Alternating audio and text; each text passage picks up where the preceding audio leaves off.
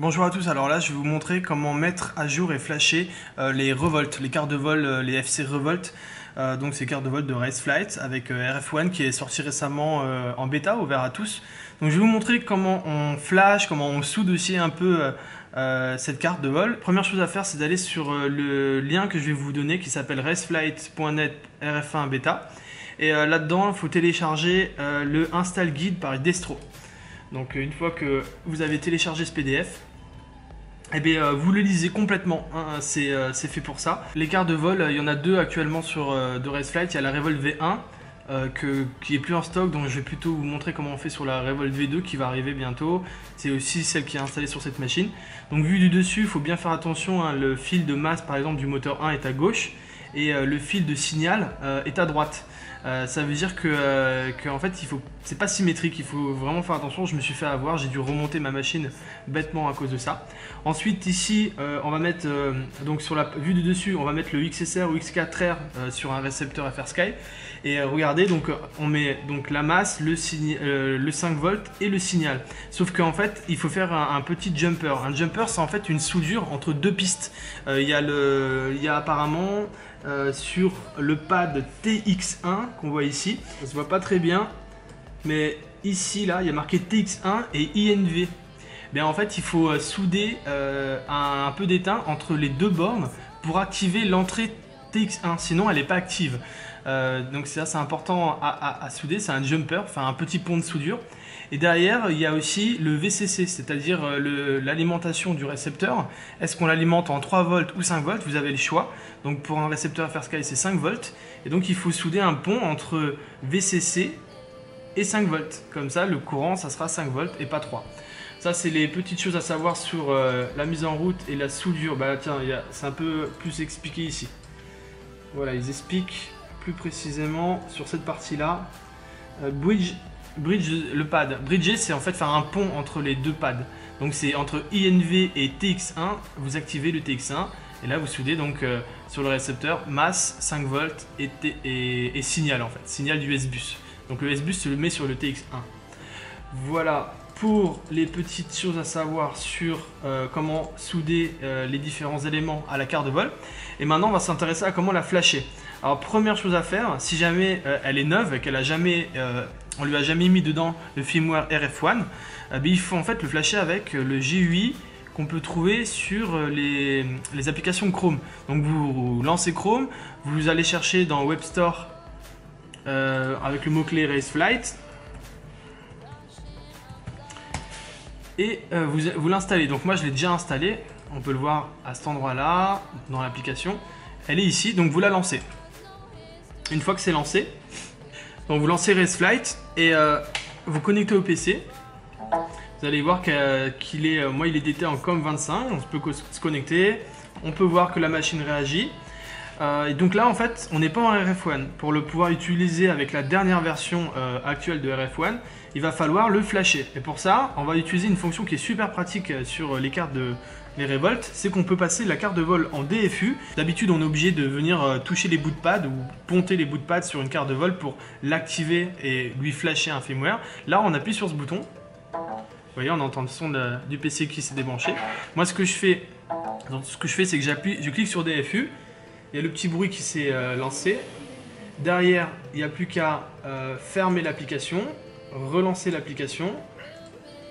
Et là, vous voyez, vous êtes en DFU. Et là, on peut aller flasher le firmware. Alors, le firmware, justement, il faudra aller le télécharger sur cette page-là qu'on a vu au tout début, le raceflight.net RF1 bêta.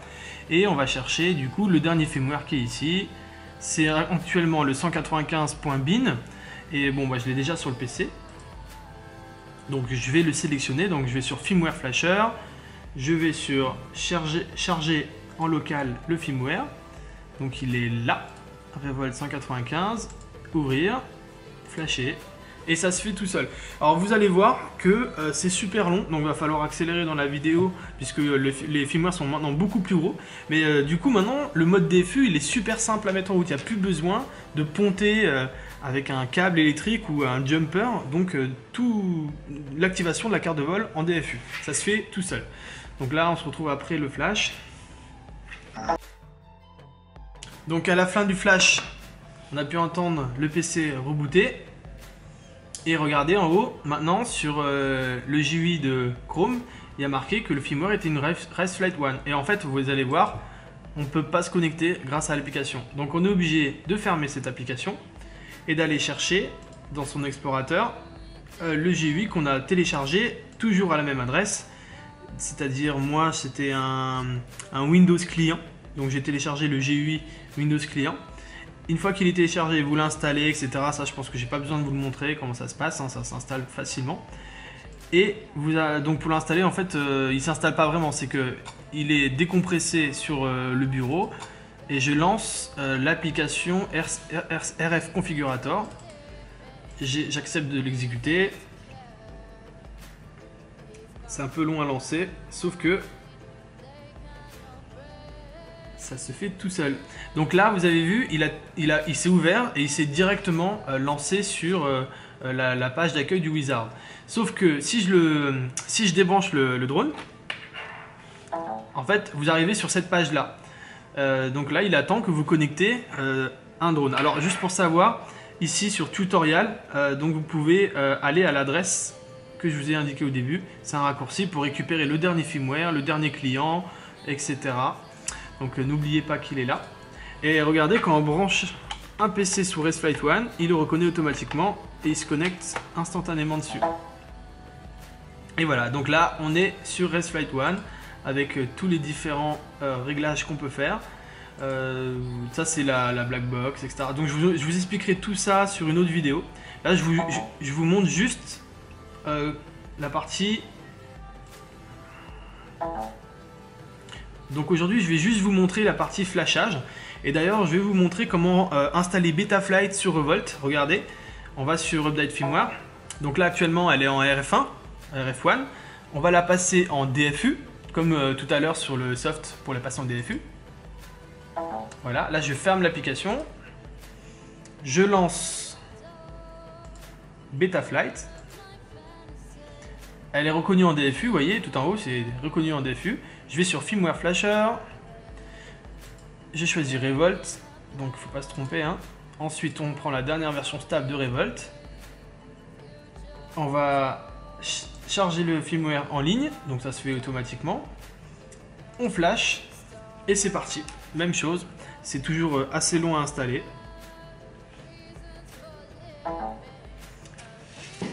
Là, on peut directement se connecter. Et vous pouvez voir que du coup la carte réagit.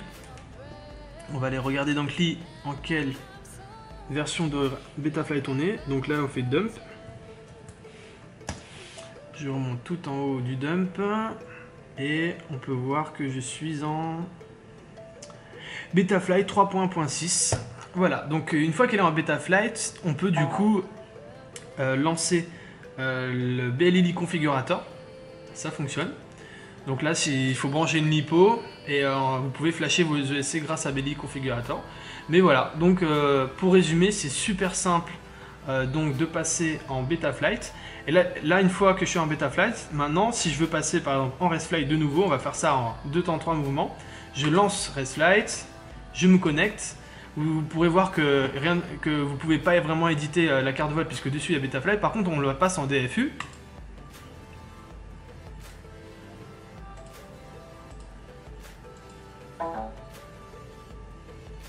Ouais, c'est encore plus simple en fait pour flasher quand elle est déjà en Betaflight. Il suffit de se connecter, d'aller sur Firmware Flasher et là de faire comme je vous ai montré, de lancer le flash. Donc là je réinstalle RF1.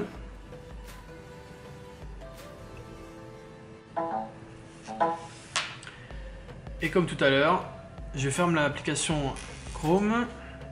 Je vais chercher le GUI, RF Configurator, je le lance.